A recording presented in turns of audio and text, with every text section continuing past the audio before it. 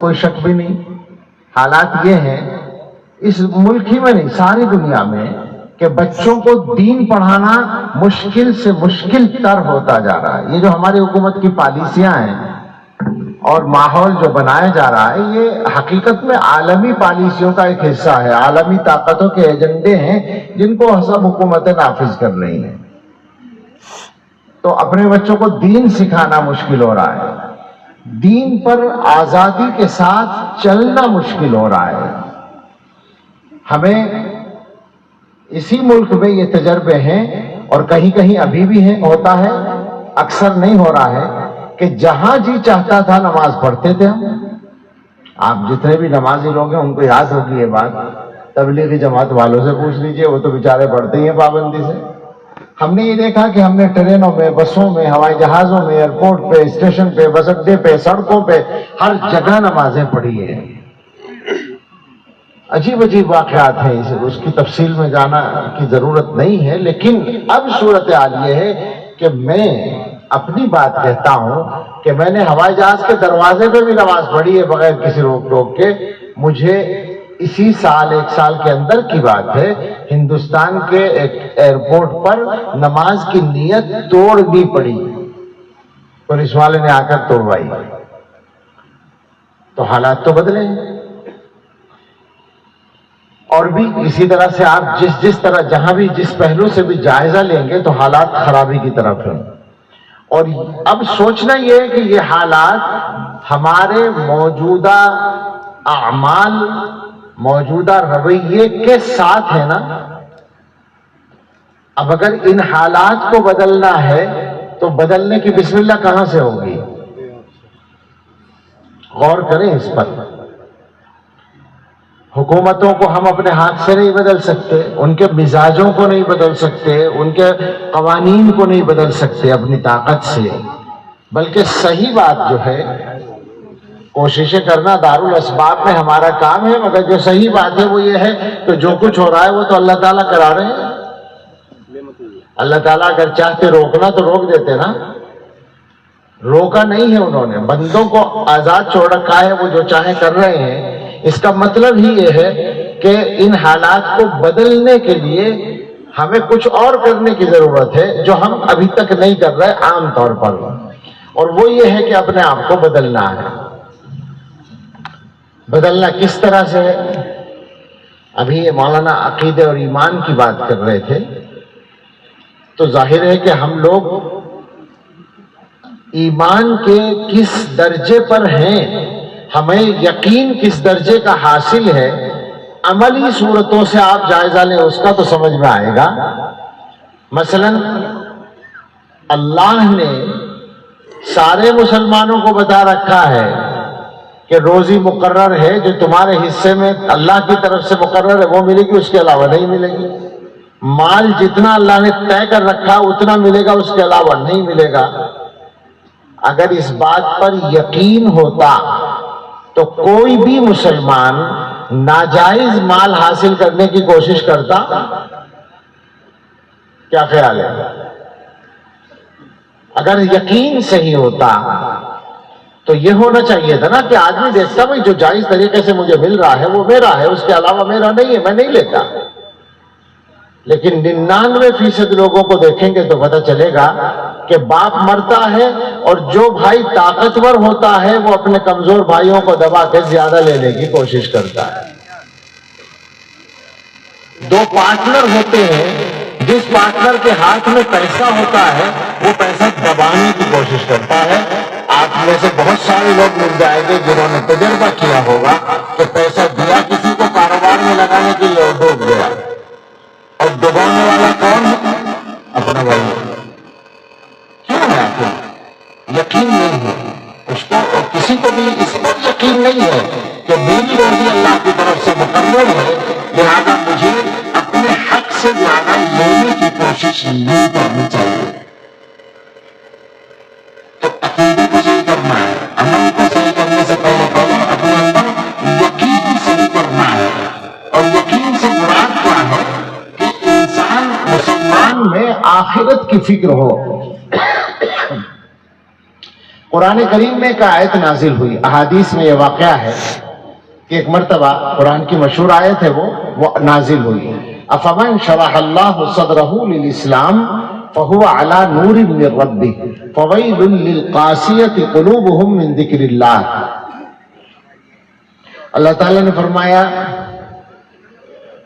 کہ کیا وہ آدمی جس کے دل کو، جس کے سینے کو اللہ نے اسلام کے لیے کھول دیا اور وہ اپنے رب کی طرف سے ایک نور کے ساتھ ہے، آگے کیا وہ آدمی ان لوگوں کی طرح ہو سکتا ہے؟ مفہوم یہ ہے جن کے دل سخت ہیں، پورا جملہ یہاں مذکور نہیں ہے۔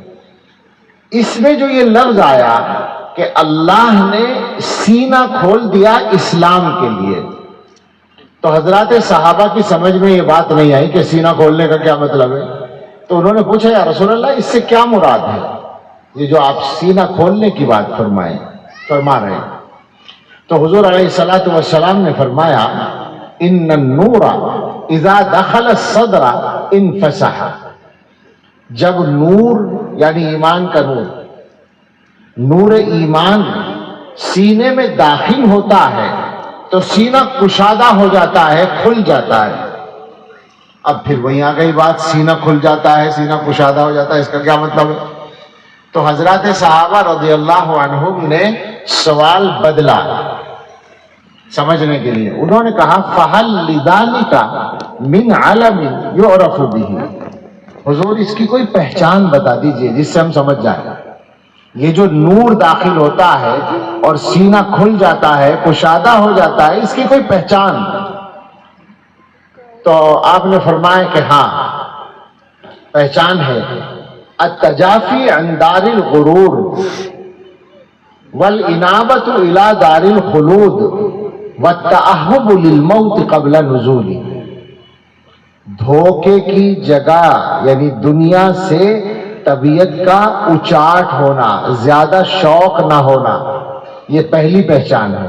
نور ایمان سینے میں داخل ہونے کی پہچان ہے کہ آدمی کی طبیعت میں دنیا سے رغبت نہ ہو، ہر وقت دنیا سے چپکا ہوا دل نہ ہو۔ دوسرے والانابۃ الی دار الخلود، جو ہمیشہ رہنے کا گھر ہے آخرت، اس کی طرف توجہ ہو۔ وَالتَّأَهُّبُ لِلْمَوْتِ قَبْلَ نُزُولِ، اور موت کے آنے سے پہلے موت کی تیاری۔ یہ تین باتیں اگر آدمی میں پائی جا رہی ہیں تو آپ سمجھ لیں کہ اس کا دل نور ایمان سے بھرا ہوا ہے، اس کے دل کو اللہ نے نور ایمان کے لیے کھول دیا ہے۔ آپ غور کریں کہ اگر یہ کیفیت ہمیں اپنے دلوں میں حاصل ہو جائے تو کیا ہم چھوٹی چھوٹی چیزوں کے لیے لڑیں گے آپس میں؟ مال کے جھگڑے ہوں گے؟ پھر تو یہ جھگڑا ہوگا کہ حدیث میں یہ بات آئی ہے کہ پہلی امتوں میں ایسا ہوا تھا، ایک واقعہ کہ ایک آدمی نے کھیت خریدا، جنگل کی زمین خریدی کسی دوسرے سے، اور جب اس میں ہل چلایا تو اس کے اندر سے ایک گھڑا نکلا جس میں سونا چاندی بھرا ہوا تھا۔ تو یہ اس گھڑے کو اٹھا کے سابقہ مالک کے پاس لے گیا جس نے بیچا تھا، اس سے کہا لو بھائی یہ تمہارا مال ہے، میں نے زمین خریدی تھی، سونا نہیں خریدا تھا۔ اس نے کہا مجھے کیا پتا، میرا نہیں ہے یہ، میں نے تمہیں زمین بیچی، میں نے سونا تو نہیں دیا تمہیں، اب اس میں سے کیا نکلا اس سے میرا کوئی مطلب نہیں، اسے تم لے کے جاؤ۔ آپ سمجھ رہے ہیں؟ سونا گھڑا بھرا ہوا نکلا اور وہ کہہ رہا ہے تو لے لے، اور وہ کہتا ہے تو لے لے۔ پھر وہ گئے، غالباً کسی پیغمبر کا زمانہ تھا ان کے پاس، کسی کو یاد ہو، غلط تو نہیں ہے میری بات؟ تو انہوں نے فرمایا کہ کیا تمہارے اولاد ہے؟ تو ان میں سے ایک نے کہا کہ میرے ایک بیٹا ہے، دوسرے نے کہا میری ایک بیٹی ہے۔ انہوں نے فرمایا کہ ان دونوں کی آپس میں شادی کر دو اور یہ مال ان کو دے دو۔ یہ ایک مثال ہے، اور اس امت میں اس کی مثالیں بہت ہیں، مگر ہمارے زمانے میں یہ مثالیں آسانی سے نہیں ملیں گی، ہم تو سب لالچ میں پڑے ہوئے ہیں۔ یہ ایک مثال ہے، اس کے علاوہ مثال کے طور پر ہم کہتے ہیں دو چار عملی باتیں کرنی ہیں۔ اس وقت مسلمانوں کی جو صورتحال ہے دین پر چلنے کے سلسلے میں، تو آپ کو معلوم ہے مسلمان کتنی تعداد میں نمازی ہیں؟ میں 10% کہتا ہوں، بعض علماء کو میں نے کہتے ہوئے سنا ہے کہ پکے نمازی پورے ملک میں اگر جائزہ لیا گیا، وہ کہتے ہیں، ایک صاحب ہیں بڑے مشہور مقرر ہیں، وہ یہ کہتے ہیں کہ میں نے سروے کرایا ہے اور میرے سروے کا نتیجہ یہ ہے کہ 5 وقت کی نماز باجماعت پڑھنے والے مسلمان 2% ہیں، باقی اس میں اور شامل کر لیں کبھی کبھی کے آنے والے اور گھر میں پڑھنے والے اور جمعہ پڑھنے والے، 10% ہو جائیں گے، 15% ہو جائیں گے، اس سے زیادہ نہیں ہے۔ وہ فریضہ جس کا سوال سب سے پہلے ہوگا، سب سے پہلے جواب دینا پڑے گا، اس کو 80-90% مسلمان چھوڑے بیٹھے ہیں۔ قرآن پر آ جائیں، قرآن پڑھنے کا معاملہ بھی بالکل ایسا ہی ہے، 80-90% مسلمان قرآن پڑھے ہوئے نہیں ہیں۔ میں ایسے موقع پر کہتا ہوں کہ جو مجمع ہمارے سامنے بیٹھا ہے یہ دینداروں کا مجمع ہے، یہ دین سے محبت کرنے والوں کا مجمع ہے، علماء سے تعلق رکھنے والوں کا مجمع ہے، مدرسے سے محبت رکھنے والوں کا مجمع ہے۔ اس مجمع میں دکھا دیں آپ 50% لوگ بھی قرآن پڑھے ہوئے، آدھے لوگ اس مجمع میں آدھے لوگ قرآن پڑھے ہوئے دکھا دیں تو میں مان جاؤں گا، نہیں ملیں گے۔ جب ایسے مجمع میں آدھے لوگ قرآن پڑھے ہوئے نہیں ہوں گے تو جو آزاد مسلمانوں کی بھیڑ ہے اس میں کتنے لوگوں نے پڑھ رکھا ہوگا؟ قرآن کے سلسلے میں ہمارا یہ رویہ ہے۔ آپس کے معاملات میں ابھی میں نے اشارہ کیا مالی معاملات کا، معاشرت کا حال کیا ہے وہ بھی آپ جانتے ہیں۔ معاشرت کا حال یہ ہے کہ ہزاروں میں کوئی گھر ایسا ملے گا جس میں سنت کے مطابق 100% انصاف ہوتا ہو۔ یہ الگ بات ہے کہ مسلمان بدترین حال میں بھی دوسروں سے عام طور پر اچھے ہیں، مگر مسلمان کو تو بہت اچھا ہونا چاہیے نا۔ گھروں کی صورتحال کیا ہے ذرا غور سے سمجھیے گا۔ میں چونکہ میری عادت ہے میں باتیں کرتا ہوں، 2-4 تقریر وقریر تو مقرر لوگ کرتے ہیں۔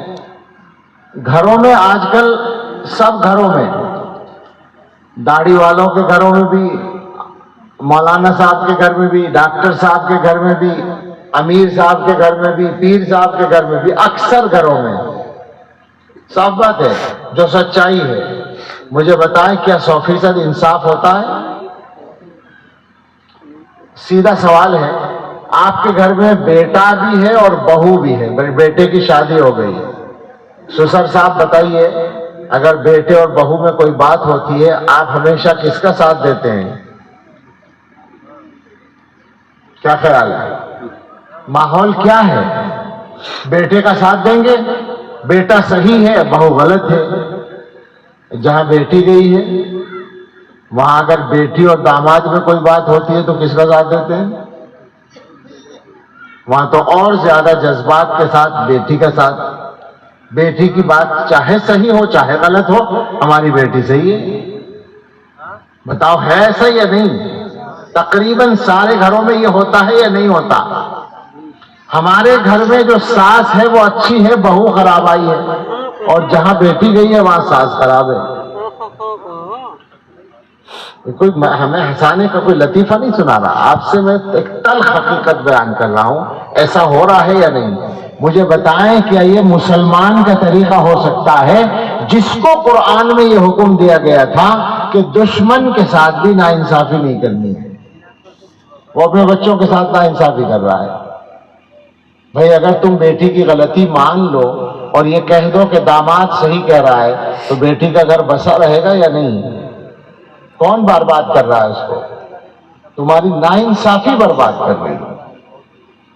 ہر معاملے میں یہی ملے گا۔ بہت سے باپ ایسے ہیں جو اپنی سگی اولاد میں انصاف نہیں کرتے۔ 2 بیٹے ہیں، ایک بیٹے کی آمدنی زیادہ ہے، ایک کی آمدنی کم ہے۔ میرے پاس ایسے بہت قصے ہیں، لوگ شکایتیں کرتے ہیں آ کر کہ جی بڑا بھائی جو ہے اس کی آمدنی زیادہ ہے، ماں باپ اسی کا ساتھ دیتے ہیں۔ یہ مسلمان ہیں جو اپنی سگی اولاد کے ساتھ انصاف نہیں کر سکتے؟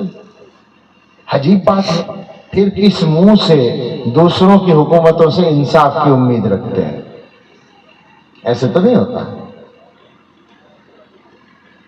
آپ سمجھ رہے ہیں میری باتوں کو؟ کہاں کہاں بدلنے کی ضرورت ہے، کتنا زیادہ بدلنے کی ضرورت ہے اپنے آپ کو۔ تو اصل پیغام جو اس پورے جلسے سے آپ کو پہنچنا چاہیے، جو بھی علماء بات کر رہے ہیں وہ یہی تو کہہ رہے ہیں نا کہ ایسا کم ہو رہا ہے، ایسا ہو رہا ہے، اس کا مطلب یہی ہے کہ اپنے آپ کو بدلنے کی کوشش کریں۔ علماء بیانات کرتے ہیں اور کوئی فرق نہیں پڑتا، کیوں؟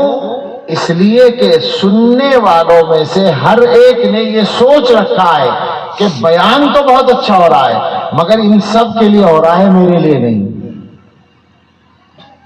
بتاؤ ایسا نہیں ہے کیا؟ سنتے سنتے یہی خیال آتا ہے نا کہ ہاں مولانا صحیح کہہ رہے ہیں، دیکھو واقعی لوگ ایسے ہی کرتے ہیں۔ ارے بھائی تو نے اپنے بارے میں بھی سوچا کہ میں بھی کچھ کرتا ہوں گا؟ ہر آدمی نے یہ سوچ رکھا ہے کہ میں ٹھیک ہوں، تقریر صحیح ہو رہی ہے مگر ان کے لیے ہو رہی ہے، لہذا کوئی ٹھیک نہیں ہوتا۔ اور قرآن میں ایک بات فرمائی گئی ہے، فلا تزکوا انفسکم۔ اللہ نے اس سے پہلے فرمایا کہ هو اعلم بكم اذا انشأكم من الارض واذا انتم جنة في بطون امهاتكم۔ اللہ تمہیں جانتا ہے جب تمہیں زمین سے اس نے پیدا کیا، اور جب تم ماؤں کے پیٹ میں تھے اس وقت سے اللہ جانتا ہے، لہذا شیخی نہ بگھارو، فلا تزکوا انفسکم، اپنے آپ کو اچھا نہ کہو کہ میں اچھا ہوں اور باقی سب خراب ہے۔